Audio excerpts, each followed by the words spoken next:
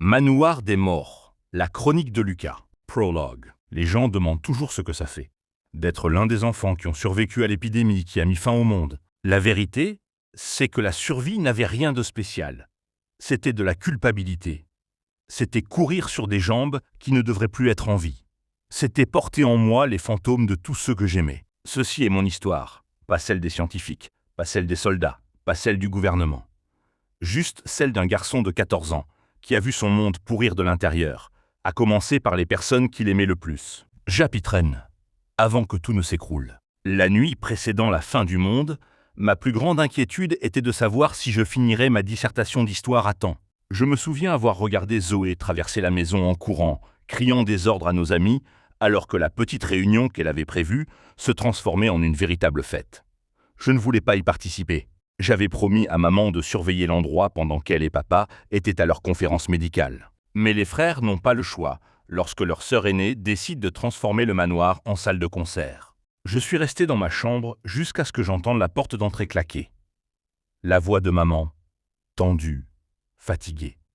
La voix de papa, contrainte, humide, comme si chaque respiration lui faisait mal. Je suis descendu et je l'ai vu s'appuyer sur maman, grisâtre et en sueur. Ses yeux, brouillés, ternes, anormaux. Je me suis dit que c'était l'éclairage. Maman m'a dit qu'il avait une grippe, mais elle avait l'air terrifiée d'une manière que je n'avais jamais vue. Ce fut le dernier moment normal de ma vie. Chapitre 2. Mon père cesse d'être mon père. Papa a empiré si vite que cela ne semblait pas réel. Une minute, il tremblait dans son lit, la minute d'après, il divaguait, puis grognait comme si quelque chose rampait hors de lui.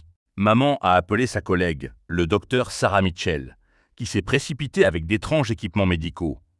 Elle a essayé de l'examiner à l'étage pendant que Zoé et moi attendions en bas, écoutant des coups sourds, des gémissements, le craquement des meubles qui se brisaient. Puis le cri. Sarah est descendue en courant, pâle et affolée.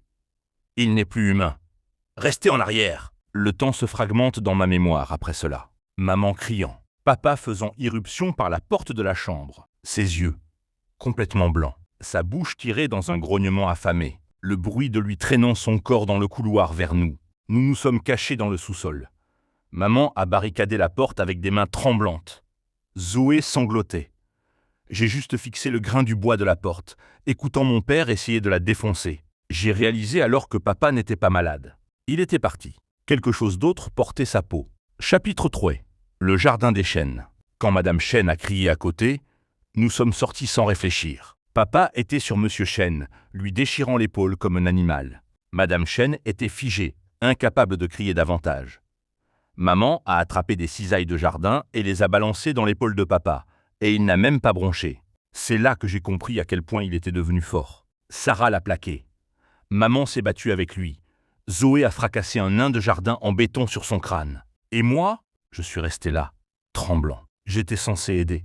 Mais j'étais un enfant regardant son père avec des yeux blancs et du sang dégoulinant de sa bouche. Nous avons attaché papa avec une rallonge.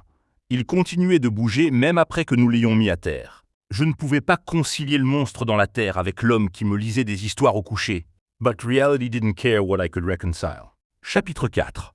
Perdre maman. Quand maman a été griffée, elle ne nous l'a pas dit au début. Mais je l'ai vu vérifier le bandage encore et encore. J'ai vu la sueur sur son visage et la peur qu'elle essayait de cacher. Quand elle l'a finalement admis, elle était calme, trop calme. « Je ne veux pas que vous voyiez ce que je deviens », a-t-elle murmuré. Elle m'a serré si fort que ça a fait mal. J'ai senti ses larmes sur mon épaule. Elle a embrassé le front de Zoé. Puis elle est entrée dans le sous-sol et a verrouillé elle-même la porte renforcée. Alors qu'elle était assise de l'autre côté de cette porte, attendant de mourir, j'ai pressé mes paumes contre le bois et l'ai supplié de me laisser rester. Elle m'a dit qu'elle m'aimait. Elle m'a dit de courir quand le monde s'effondrerait. Elle m'a dit de prendre soin de Zoé. Sa respiration a changé. Sa voix s'est tordue. Les gémissements ont remplacé les mots. Puis, tout est devenu silencieux. Je jure qu'une partie de moi est morte à ce moment-là. Chapitre 5. Les soldats. Les soldats sont finalement arrivés. Trop tard. L'épidémie s'était déjà propagée au-delà de notre cul-de-sac. Ils ont tranquillisé papa et Monsieur Chêne. Ils nous ont forcés, Zoé, Sarah et moi, à sortir et ont traîné le corps infecté de maman comme si elle était un animal dangereux. Quand ils ont essayé de nous emmener en quarantaine, quelque chose s'est brisé en moi. Peut-être que c'était la peur. Peut-être que c'était la rage. Peut-être que c'était la connaissance que toute personne emmenée par le gouvernement ne reviendrait pas. Zoé a attrapé les clés de la voiture. « C'est moi qui conduis », a-t-elle dit. « Tu es horrible au volant », lui ai-je dit. « Tu es meilleur ». J'ai pris le volant. Même si je n'avais qu'un permis d'apprenti, j'ai foncé droit à travers la porte du garage. Les soldats criaient derrière nous. Des fléchettes ont frappé le toit de la voiture. J'ai quand même accéléré à fond. Nous avons laissé notre maison et nos parents derrière nous. Tout ce que j'avais jamais aimé avait disparu en moins d'une journée. Chapitre 6, en fuite. L'émission d'urgence à la radio a prononcé les mots dont je rêve encore. Danger biologique de niveau 5. Ne quittez pas votre domicile. N'approchez pas les infectés. Trop tard pour nous. Trop tard pour tout le monde. Nous ne savions pas si nous étions infectés. Nous ne savions pas où aller. Nous avons cessé de parler de maman, ou de papa, ou des chaînes, ou de qui que ce soit. Pendant 2 jours, Zoé a brûlé de fièvre. Chaque fois qu'elle gémissait ou tressautait dans son sommeil, je pensais qu'elle était en train de se transformer. Elle s'est réveillée le 3e jour, trempée de sueur mais vivante. Nous n'étions pas en train de nous transformer. Nous n'étions pas morts. Nous étions autre chose. Chapitre 7. L'entrepôt. Nous nous sommes cachés dans un entrepôt abandonné, après que la voiture soit tombée en panne d'essence. Nous avons regardé la ville prendre feu, regardé les zombies se rassembler en horde, regardé des visages familiers parmi les morts. Quand Tyler Chen a trébuché devant nous, l'ami de Zoé, maintenant aux yeux brouillés et chancelants, j'ai tenu Zoé pendant qu'elle pleurait. « Combien d'autres » ai-je murmuré. « Tout le monde » a-t-elle dit. Nous n'avions pas de nourriture, nous n'avions pas d'armes. Nous avions à peine de l'espoir. Mais nous avions l'un l'autre. Cela devait suffire. Chapitre 8. Le centre communautaire. Un message texte a offert une chance. Est-ce vivant et au centre communautaire de Grandstré. Sécurité, si vous pouvez, arriver. Cela aurait pu être un piège. Cela aurait pu être le salut. Il s'est avéré que c'était les deux. Nous avons trouvé 30 survivants. Voisins, camarades de classe, étrangers s'accrochant à la vie. Maya a couru vers Zoé. Jake nous a serrés dans ses bras, comme s'il pensait que nous étions des fantômes. Pour la première fois depuis le début de l'épidémie, je ne me suis pas senti seul. Nous avons appris la vérité. Toute la côte était en train de tomber. L'armée avait perdu le contrôle. Les épidémies se propageaient à l'échelle du continent. Mais les humains, les vrais humains, se battaient toujours. Monsieur Peterson, notre ancien professeur de sciences, nous a organisés. Armes, rotation, plan. Il a prononcé les mots auxquels je m'accroche encore. L'humanité s'adapte. Nous l'avons toujours fait. Chapitre 9. Direction le nord. Une semaine plus tard, nous avons rejoint un convoi se dirigeant vers le nord. 37 d'entre nous. À la fin du voyage, 25 restaient. J'ai vu des gens mourir. J'ai vu des gens se transformer. J'ai vu des choses dont je ne peux toujours pas parler. Mais j'ai aussi appris à survivre. Comment tirer? Comment se battre? Comment continuer à avancer? Comment prendre les décisions difficiles? Zoé nous a gardés en vie. Je l'ai gardée en vie. Nous nous sommes gardés sains d'esprit l'un l'autre. C'était le marché. Chapitre 10. Le camp de réfugiés. 3 mois plus tard, nous avons atteint le nord de l'Ontario. Un camp fortifié massif, l'un des derniers bastions. La vie y était étrange. Rationnée. Structurée. Mais sûre. Zoé travaillait au médical. Je travaillais aux communications. Chaque nuit, je rêvais de mes parents, mais d'une manière tordue.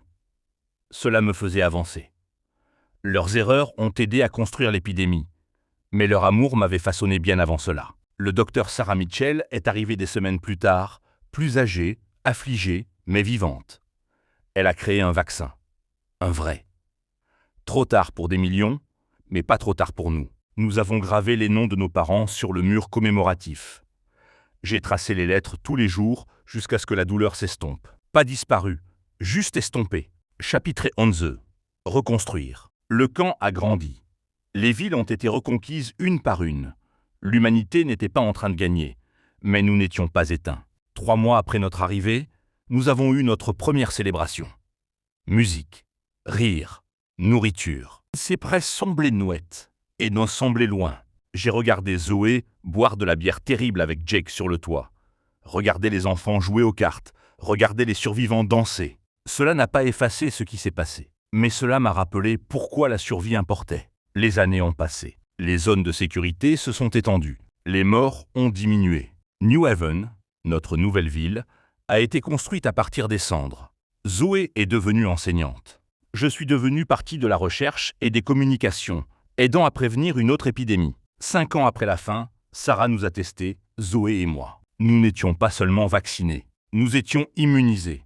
L'infection de papa ne s'est pas propagée à nous. La griffure de maman ne nous a jamais touchés. Pour la première fois, je me suis permis de ressentir de la chance au lieu de la culpabilité. Chapitre 12. Le manoir des morts. Parfois, je pense au manoir. L'endroit où j'ai grandi, où je me suis caché des monstres, où j'ai tout perdu.